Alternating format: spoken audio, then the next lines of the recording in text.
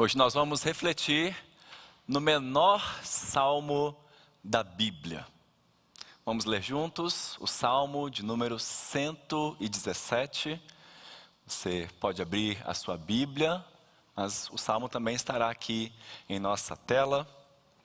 E antes de lermos, já vale uma menção honrosa. Esse é um salmo que foi muito musicado ao longo da história, inclusive pelo nosso coro. O coro aqui de Moema, ao longo da semana, dê uma olhada em nossas plataformas digitais. Você pode procurar, vai ver gravada o Salmo 117 pelo nosso coro.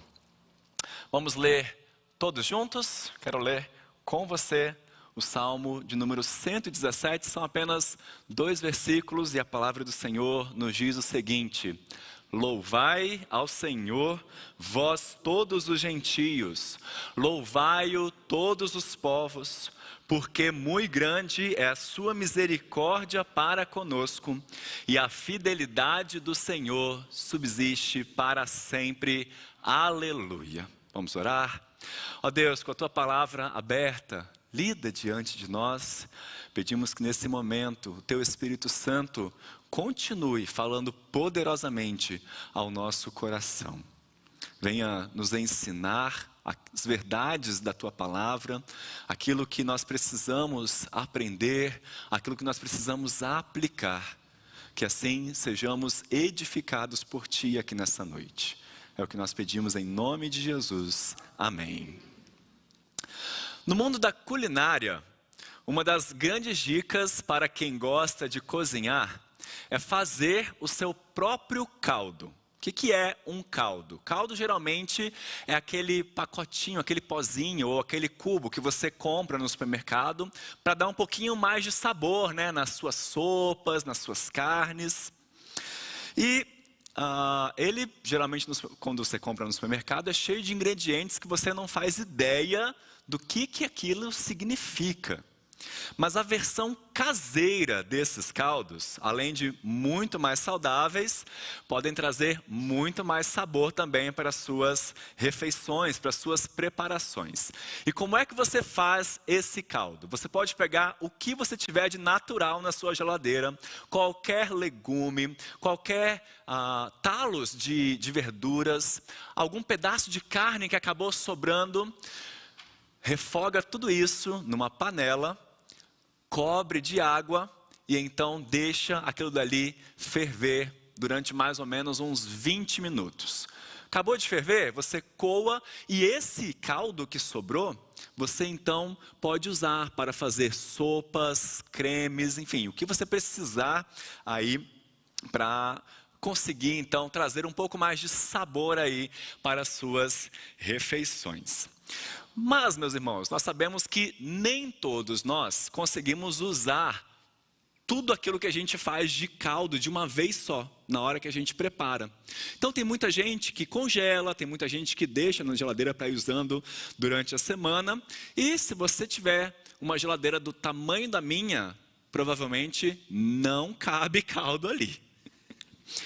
Né? A gente não tem muito espaço na geladeira para guardar todo o volume de um caldo. E por isso, a gastronomia criou uma solução muito boa, que é chamada de demi-glace ou de glace. É uma técnica gastronômica, qualquer coisa vocês perguntam ali ao Gilberto e a Nafum, que sabem tudo de gastronomia aqui na nossa igreja, que é o né? Depois que você coa esse caldo, você deixa ele fervendo durante muito tempo, até a água evaporar quase que toda. E então, no final, você já não vai ter mais um caldo, você vai ter alguma coisa parecida com uma pasta, né? Que você pode, inclusive, congelar e utilizar em outras refeições depois. Talvez o que sobre ali seja no máximo 2 colheres, né, dessa pasta, mas é algo com uma concentração de sabores muito intensa. Inclusive, isso é uma técnica utilizada pelos melhores restaurantes do mundo. Então, se você quer uma dica aí para as suas refeições ficarem com o sabor de estrela Michelin, prepare uma demi-glace ou uma glace. Não, você não está no lugar errado. Não, isso aqui ainda é uma igreja. Isso não é uma aula de culinária. Mas eu queria muito trazer esse conceito da glace, da gastronomia, para ilustrar como é que nós devemos olhar para o Salmo 117. Ele é o menor salmo da Bíblia, o menor capítulo da Bíblia, inclusive. Mas aqui estão super condensadas as grandes verdades da palavra de Deus. Tem muita coisa que a gente pode extrair desse salmo, e assim como uma glace, se você for acrescentando água, você vai vendo o quanto ele rende, quanto sabor tem aqui. Eu vivo falando para vocês que os salmos não estão no lugar em que estão à toa, né? Eles estão aí por um motivo, eles foram colocados de propósito nessa ordem. E a maneira como o Salmo 117 foi escrito, as palavras que ele traz, a sua posição entre os salmos de aleluia, né? Você pode ver que desde o Salmo 111 para frente até aqui, os salmos ou começam ou terminam com a palavra aleluia. Por isso eles são conhecidos assim, salmos de aleluia. E a posição do Salmo 117, finalizando esse grupo, vai nos indicar que ele provavelmente foi escrito quando o povo de Israel ou o povo de Judá estava passando pelo exílio babilônico, ou um pouco depois de voltar para Jerusalém. Esse foi um momento em que eles estavam longe da sua terra natal, observando a existência de uma diversidade de novas culturas, novas línguas, novas religiões que eles nem sabiam que existiam. Eles antes achavam que não existia cidade mais segura do que Jerusalém, até conhecerem a grande Babilônia. Eles achavam que não existia templo mais majestoso do que o templo de Salomão. Mas o seu queixo caiu quando eles viram os templos dedicados a Marduk e a Ishtar. Eles nunca tinham ouvido falar de um exército mais poderoso do que o exército israelita na época de Davi. Mas eles tiveram de lidar com a triste realidade do exército babilônico e do exército medo-persa. E em meio à triste constatação de que a sua história e a sua realidade não eram tão glamurosas assim, os israelitas ainda tinham uma certeza no meio de um novo povo, no meio do exílio.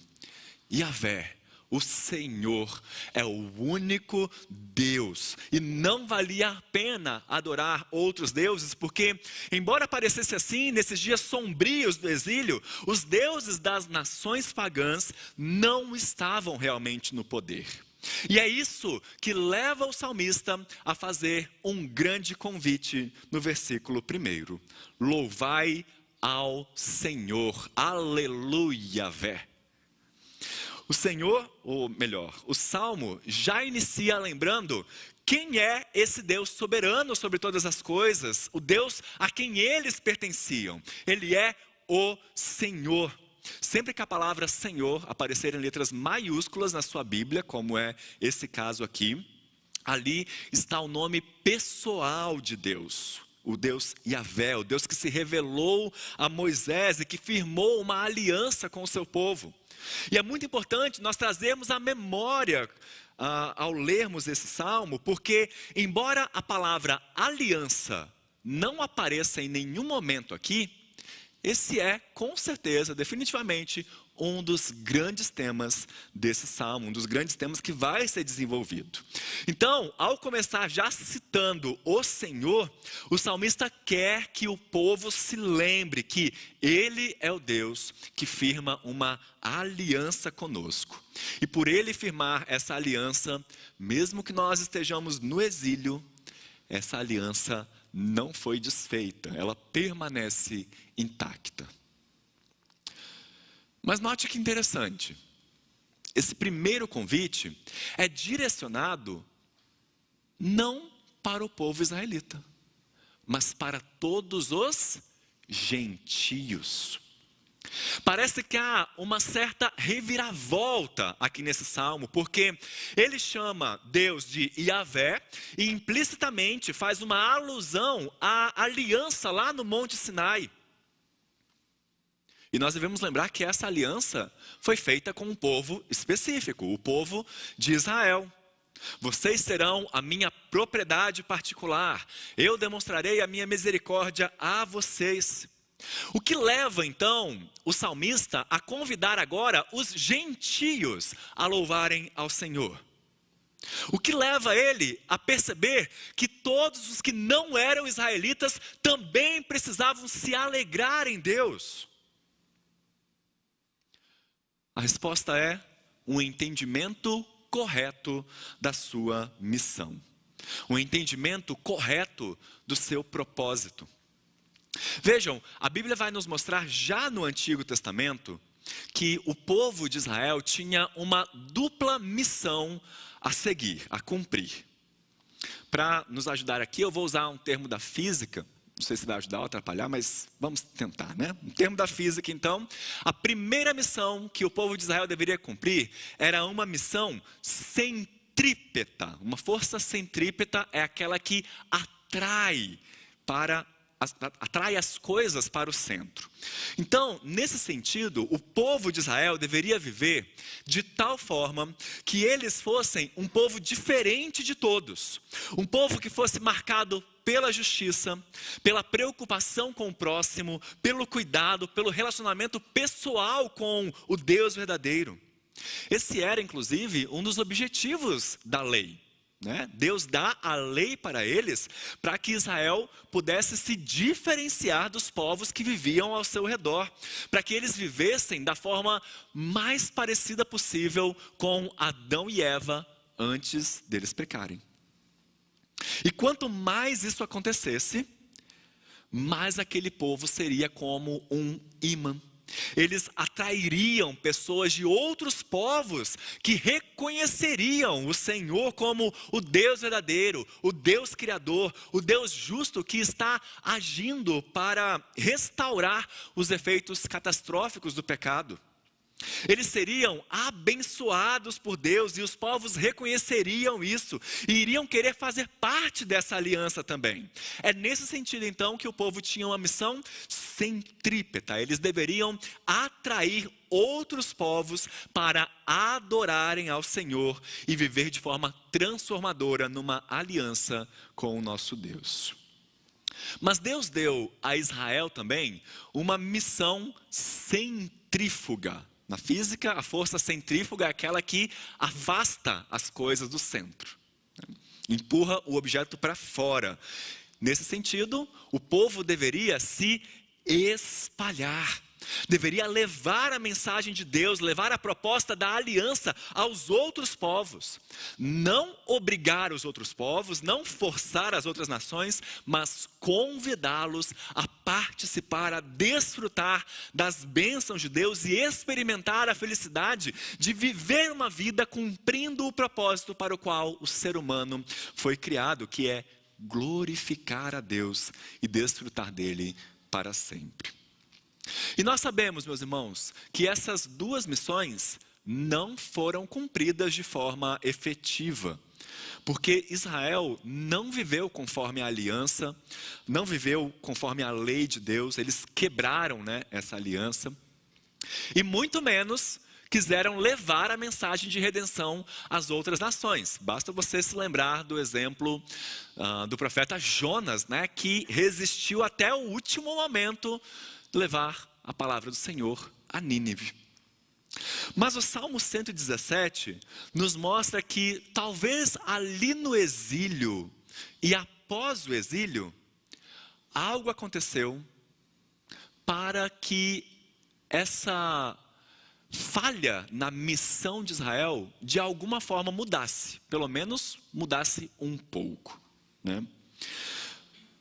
Ali no exílio já existia de forma condensada, é verdade, mas já existia uma compreensão da missão centrífuga. Eles eram o povo de propriedade exclusiva de Deus, mas a aliança não estava restrita a eles. Pelo contrário, todos os povos precisavam ouvir das boas novas de um Deus redentor, restaurador e que firma uma aliança com todos os que nele creem. E daí o convite: louvai ao Senhor todos os gentios, louvai-o todos os povos. No versículo 2, o salmista vai então nos responder por que é que Deus deve ser louvado. Porque muito grande é a sua misericórdia para conosco e a fidelidade do Senhor subsiste para sempre. E se a gente tinha alguma dúvida de que a aliança era um dos grandes temas desse salmo, o versículo 2 já deixa isso ainda mais claro, porque o salmista diz aqui que a nossa motivação para louvar a Deus, para adorá-lo, tem a ver com o seu caráter. E onde é que na Bíblia nós vemos as mais ricas expressões do caráter de Deus? Na aliança que ele faz com o povo de Israel e tantas vezes reafirma, ele ratifica. Você talvez se lembre que quando o povo de Israel, ou melhor, que o povo de Israel, quando saiu do Egito, ficou ali acampado ao redor do monte, aos pés do monte Sinai, enquanto Moisés subiu ao monte para receber de Deus os 10 mandamentos e algumas outras orientações. E quando Moisés retorna, o que é que ele encontra? Mesmo entendendo que aquele povo deveria ser abandonado, Deus vai e renova a sua aliança com eles, dá a eles uma nova oportunidade. E é sobre esse mesmo episódio que o salmista aqui faz uma alusão, uma referência, porque é justamente nessa renovação da aliança que está uma das expressões mais importantes do caráter de Deus. Olha só o que diz Êxodo 34, versos 6 e 7. Senhor Deus compassivo, clemente e longânimo, e grande em misericórdia e fidelidade. Exatamente os dois atributos que o salmista expõe aqui. Que guarda a misericórdia em 1000 gerações, que perdoa a iniquidade, a transgressão e o pecado. Então, o primeiro motivo para que todos os povos louvem a Deus é por causa da sua misericórdia.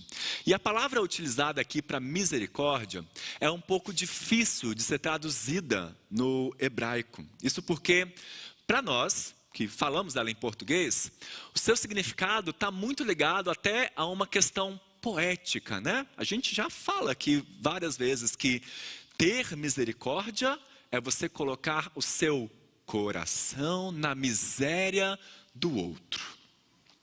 Mas na Bíblia, misericórdia vai um pouco além. Esse sentido ele se estende. Misericórdia envolve amor, envolve generosidade, envolve um compromisso duradouro. Misericórdia é um termo que envolve lealdade, envolve guardar e manter uma promessa. Então notem, mesmo quando o seu povo merece uma severa punição por ter se afastado de Deus, por ter servido a outros deuses, nós somos informados que Deus age de tal maneira que ele age em favor do povo, não porque o povo merece, mas por causa do seu caráter amoroso. Deus é leal. Deus é amoroso não por nossa causa, não por nossos atos, não por nosso mérito, mas porque simplesmente isso é o que Ele é. Ele é generoso, Ele é amoroso, Ele é eternamente fiel às suas promessas. E esse é um grande contraste também estabelecido na Bíblia. O profeta Oséias, por exemplo, diz que o nosso amor, a nossa misericórdia, misericórdia humana, é como a neblina da manhã que logo se dissipa. Mas ao longo de toda a Bíblia, Deus é louvado pela sua misericórdia que perdura, que continua sendo dispensada, que se renova manhã após manhã sobre a nossa vida. Não é à toa que no Salmo 118, logo depois aí do Salmo 117, nós somos chamados a louvar ao Senhor, a render graças ao Senhor, porque Ele é bom e porque a sua misericórdia dura para sempre. Inclusive, essa expressão aqui, muito grande, tem um sentido também bem amplo na Bíblia. Ela não significa somente que o amor de Deus é grande ou intenso. Ela significa que o amor de Deus se expande. Ele prevalece sobre nós. Tanto é que Calvino, quando traduz esse salmo, ele vai dizer o seguinte, vai traduzir dessa forma: porque a sua misericórdia é multiplicada a nosso favor. E por falar em nosso favor, note aí mais uma vez que o salmista inclui os gentios na aliança.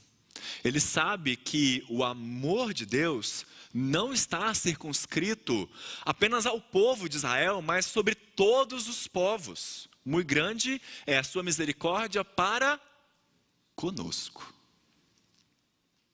E o segundo motivo pelo qual Deus deve ser louvado por todas as nações é porque a fidelidade do Senhor subsiste para sempre. E uma outra possível tradução aí de fidelidade é a palavra verdade, né?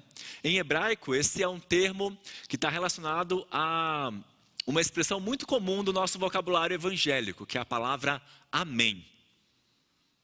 Amém, que a gente usa no final das nossas orações, que assim seja, isso é verdade. É um termo que está relacionado à estabilidade, à confiança. Ou seja, Deus é um Deus que nos transmite segurança. Falar sobre a fidelidade ou a verdade de Deus não significa apenas que Deus nos diz a verdade ou que Ele representa a verdade, mas significa dizer que Ele é verdadeiro, que Ele é honesto, Ele é fiel, Ele é confiável. Ele é o Deus que não muda e que não falha. E é por isso que nós tantas vezes dizemos que Deus é a nossa rocha, não só porque Ele é o lugar onde nós nos sentimos seguros, onde nós nos sentimos estáveis, mas porque sabemos que Ele não muda. Isso faz parte do seu caráter. Ele é estável, Ele é seguro, nós podemos confiar que Deus será consistente com aquilo que Ele mesmo diz sobre si. E assim como faz com a misericórdia, a Bíblia também estabelece um contraste entre a nossa fidelidade e a fidelidade de Deus. A nossa atitude e a atitude de Deus. 2 Timóteo 2,13 nos lembra que se nós somos infiéis, Ele permanece fiel, porque não pode negar a si mesmo. O Senhor não muda, Ele é fiel ao seu caráter. Então, não só o povo de Israel pode se alegrar em Deus, mas todas as nações são convidadas a fazer o mesmo. Esse é o grande princípio que o Novo Testamento busca expandir, busca tornar mais claro. Deus, na sua infinita misericórdia e fidelidade, chama os gentios para fazerem parte da aliança. E agora, você não precisa ser necessariamente um descendente de Abraão em carne. Basta você ser um descendente de Abraão pela fé. Porque Deus enviou o seu Filho ao mundo, Ele veio para os que eram seus, mas os seus não o receberam. Mas a todos quantos o receberam, deu-lhes o poder de serem feitos filhos de Deus, os que creem no seu nome. Essa é a missão que Jesus nos deu, nós irmos fora, nós levarmos essa mensagem ao mundo. E mais ainda, meus irmãos, em Romanos 15, o texto que nós lemos no início do culto, O apóstolo Paulo cita o Salmo 117 para explicar que as nações compartilham das promessas feitas aos patriarcas. Que promessas são essas? Que, através de Abraão e os seus descendentes, Deus restauraria as bênçãos às nações. Gênesis 12, que o pastor José Roberto desenvolveu um pouquinho nas suas últimas mensagens aqui. Uma outra promessa que Deus faz no Antigo Testamento muito importante é que ele levantaria um grande rei, um descendente de Davi, um rei fiel, que se tornaria a fonte da verdade e da estabilidade para todas as pessoas. Um rei que tornaria disponível de maneira efetiva a oferta do amor de Deus a todas as nações. E a melhor notícia é que não só as nações compartilham dessas promessas, como o próprio Deus, em seu amor e em sua fidelidade, cumpriu as suas promessas. O primeiro versículo do Novo Testamento nos apresenta a genealogia de Jesus Cristo, filho de Davi, filho de Abraão. É através de Jesus que Deus cumpre as suas promessas de abençoar todas as nações. E é justamente por isso que Paulo vai dizer em Romanos 15, versículo 8, que nós lemos. Aliás, se você tiver a Bíblia aí, vale a pena você olhar esse texto, Romanos 15, versículo 8, o mesmo texto que nós lemos no início do culto. Ele vai dizer lá: Cristo foi constituído ministro da circuncisão em prol da verdade de Deus, para confirmar as promessas feitas aos nossos pais. Fidelidade. E para que os gentios glorifiquem a Deus por causa da sua misericórdia. Então, Jesus é esse rei fiel prometido no Antigo Testamento, cujo reino durará para sempre e convida todas as nações para confiarem em Deus. Paulo utiliza não só o Salmo 117, utiliza vários outros textos do Antigo Testamento que comprovam essa oferta da aliança às nações. Mas nós vemos aqui que isso faz parte da mensagem que o próprio apóstolo Paulo foi convocado por Cristo a proclamar.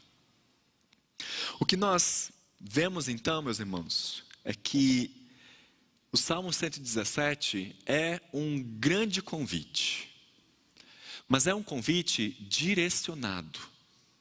Ele precisa ser ouvido pelas nações e tribos.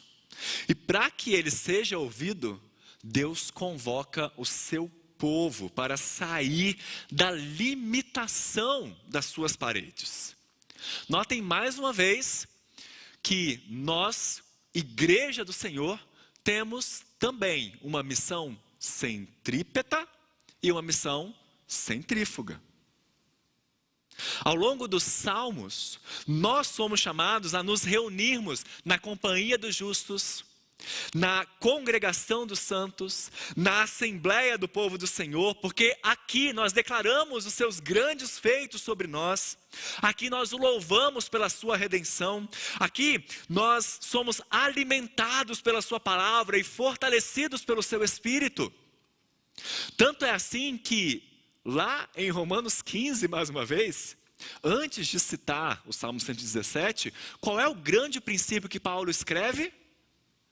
Acolhei uns aos outros, assim como Deus em Cristo nos acolheu. Missão centrípeta. Reúnam-se, acolham-se, amem uns aos outros, porque assim conhecerão que sois meus discípulos. Mas esse mesmo povo que se reúne, que acolhe, é convocado a se espalhar. Missão centrífuga. Nós somos convocados a sair daqui. Sair para anunciar a todas as pessoas o amor e a fidelidade do Senhor e estender a elas o convite maravilhoso do Evangelho de Cristo, o convite para que todos participem, experimentem desse amor e fidelidade, para que todos desfrutem da comunhão do Senhor e se alegrem nele e o adorem, porque Ele é o Deus soberano, misericordioso e verdadeiro sobre todas as coisas. É para isso que missões existem. Como nos explica o pastor John Piper, as missões existem porque a adoração não existe. A adoração é como o combustível, é como a meta das missões. Nós devemos ir e incentivar pessoas aí também a anunciar o Evangelho de Cristo com o desejo de ver mais pessoas adorando ao Deus vivo e verdadeiro e participando da aliança de fidelidade e de amor que Ele nos oferece. Meus irmãos, nesse sentido, o convite que Deus nos faz não pode ser resumido com Deus quer que mais pessoas o sirvam. Na verdade, é quase que o contrário. A Bíblia nos diz que desde a antiguidade nunca se viu nem se ouviu falar de um Deus como o Senhor que trabalha pelos que nele esperam, pelos que nele aguardam. Vejam que Deus estende às pessoas o seu amor e a sua fidelidade. Mais uma vez, John Piper nos escreve o seguinte: as missões não são um projeto de recrutamento de força de trabalho para Deus. É um projeto de libertação dos pesados fardos e julgos de outros deuses. Isso porque, diferentemente de outros deuses que devem ser carregados, é o nosso Deus que nos carrega. Diferentemente de outros deuses que devem ser servidos, o nosso Deus nos deu o maior exemplo de serviço, assumindo a forma de servo. Diferentemente de outros deuses que se glorificam fazendo escravos e envolvendo as pessoas num ciclo vicioso, o nosso Deus glorifica o seu poder, mostrando misericórdia e amor a nós. O caráter de Deus, como o salmista nos ensina aqui, deve impulsionar a igreja a realizar a obra missionária. O caráter de Deus deve impulsionar a igreja a realizar a obra missionária. E isso deve aquecer o nosso coração, isso deve nos incomodar. Nós devemos ansiar, devemos desejar, devemos nos envolver para que essa missão seja cumprida por nós que fazemos parte da igreja. A igreja é chamada a desempenhar um papel na expansão do reino de Deus. Isso envolve, meus irmãos, não só ações concretas como as que nós já fazemos, a de apoiar missionários, de estabelecer parcerias, de se envolver em projetos de alcance global, mas também pedir a Deus, nos envolvermos muito em oração incessante, pedindo a Deus que Ele levante no meio de nós missionários. Sejam missionários temporários, como aqueles que participaram da viagem agora no mês de julho, ou missionários em tempo integral. Devemos orar, pedir que Deus desperte vocações em nossos filhos, que Deus nos mostre países, nos mostre talvez comunidades aqui dentro do Brasil mesmo, que clamam pela transformação. Que Deus desperte uma nova geração de adolescentes, de jovens apaixonados por Ele, envolvidos com a proclamação dessa mensagem gloriosa, da misericórdia e da fidelidade disponíveis ao alcance de todos. Amém? Esse é um grande desafio, que Deus nos abençoe nisso e que Deus possa sempre nos ajudar, impulsionar a nossa igreja a investir ainda mais em missões. Que esse seja um dos nossos grandes alvos, lembrando que assim todas as nações virão e se prostrarão diante do Cordeiro, nosso Deus e Salvador. Amém? Como eu citei no início da mensagem, o Salmo 117 já foi musicado diversas vezes ao longo da história da igreja. E uma das vezes mais marcantes foi quando Mozart compôs em latim uma obra para a igreja de Salzburg, em 1780. É, na verdade, uma grande obra pensada para ser cantada ao fim da tarde, ao início do anoitecer. E parte dessa obra é o Salmo 117, que nós vamos ouvir agora na voz de Andréia Oliveira e no piano de Luciana Manhães.